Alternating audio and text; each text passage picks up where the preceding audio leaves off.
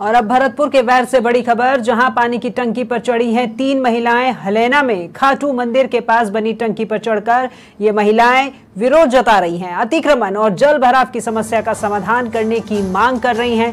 सूचना के बाद मौके पर पहुंचे हैं पुलिस और प्रशासनिक अधिकारी। महिलाओं से फिलहाल की जा रही है समझाइश की कोशिश।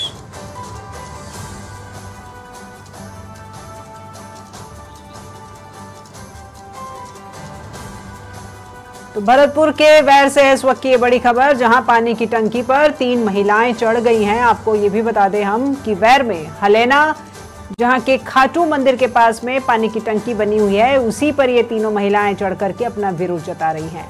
तो अतिक्रमण और जल भराव की समस्या का समाधान ये महिलाएं चाहती हैं और यही मांग वो कर रही हैं। सूचना मिलते ही मौके पर पहुंच गए हैं पुलिस और प्रशासनिक अधिकारी और महिलाओं से भी समझाइश के प्रयास लगातार जारी हैं।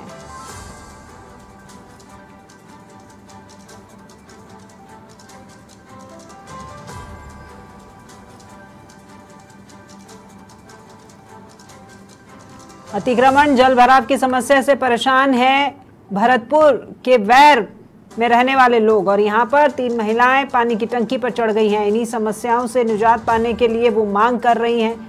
अतिक्रमण और जल भराव की समस्या से उन्हें निजात मिले और यही मांग वो पानी की टंकी पर चढ़ के कर रही हैं। तो 3 महिलाएं यहाँ पानी की टंकी पर चढ़ गई हैं। खाटू मंदिर के पास में जो पानी की टंकी बनी हुई है, उसी पर चढ़ करके ये महिलाएं अपना विरोध प्रदर्शन कर रही हैं। जैसे ही सूचना मिलती है मौके पर पुलिस और प्रशासन के अधिकारी भी पहुंच जाते हैं, लेकिन फिलहाल अभी इन महिलाओं से समझाइश का प्रयास किया जा रहा है।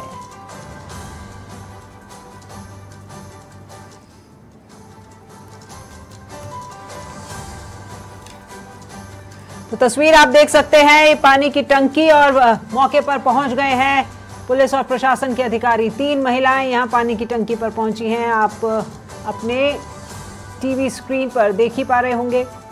और गांव के जो लोग हैं वो यहां नीचे खड़े, वो भी इन महिलाओं के सहयोग में ही प्रदर्शन करते हुए नजर आ रहे हैं।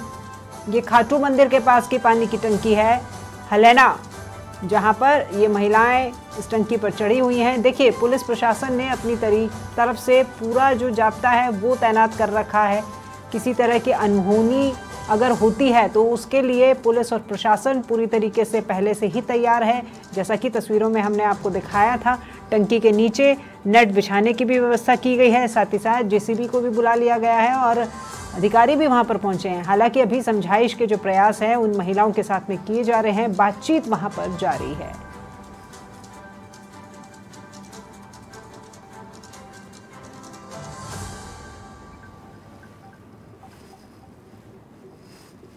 अतिक्रमण और जल भराव की समस्या से निजात पाने के लिए ये अपनी मांग लेकर के पानी की टंकी पर चढ़ी हैं 3 महिलाएं।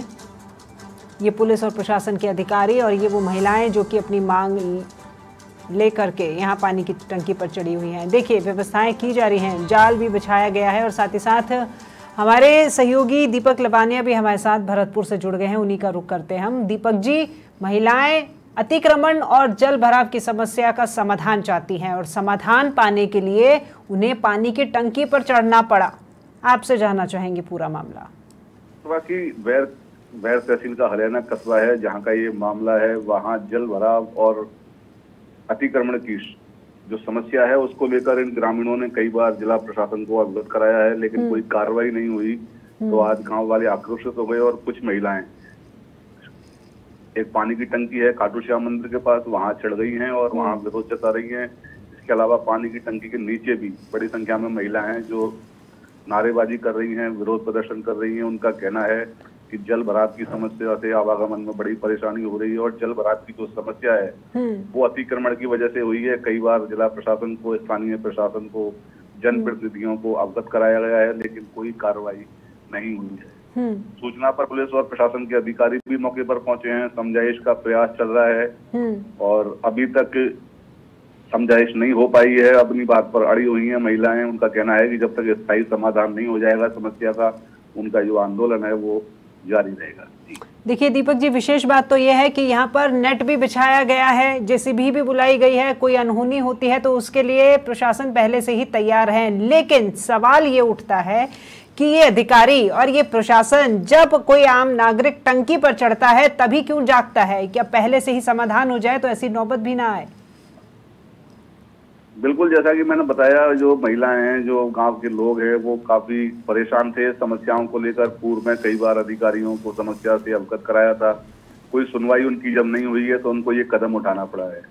वैसे बता दूं कि जो पिछले दिनों 2-3 दिन बारिश हुई है भरतपुर जिले में जी, वहाँ कई इलाकों में जल भराव के जो हालात हैं वो पैदा हो गए हैं। खासकर भरतपुर मुख्यालय की बात करें तो यहाँ की जो निचली इलाकों में कॉलोनियां बसी हुई हैं, वहाँ भी बाढ़ जैसे हालात कई कॉलोनियों में नजर आते हैं। इसके अलावा जिले के अन्य इलाकों में भी जल भराव के हालात हैं। और सबसे बड़ी समस्या है, नालियों की सफाई नहीं होती है।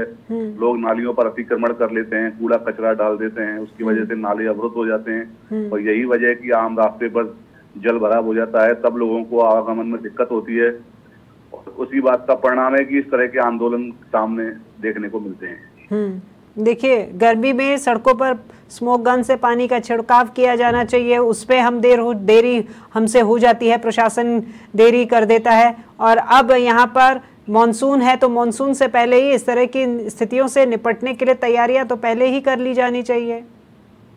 बिल्कुल राखी, जिला प्रशासन के जो अधिकारी हैं वो अगर समय रहते ही इन सभी समस्याओं का समाधान कर दें तो इस तरह की बातें सामने देखने को नहीं मिले। लेकिन आमजन अनेक बार शिकायत करते हैं, चक्कर लगाते हैं कार्यालयों के, लेकिन उन बातों को लेकर कोई गंभीरता प्रशासन द्वारा नहीं दिखाई जाती है। और यही उसका परिणाम है कि जल भराव, अतिक्रमण जो समस्याएं हैं वो मुंह फाड़े उनका विकराल रूप नजर आता है जब बारिश पड़ती है। जब बारिश हुई है तो जल भराव की जो समस्या है वो इस समय मुख्य समस्या कई इलाकों में। बिल्कुल, आप नजर बना रखिएगा दीपक जी, और आगे भी बताइएगा कि क्या कुछ अपडेट निकल कर आती है। फिलहाल धन्यवाद।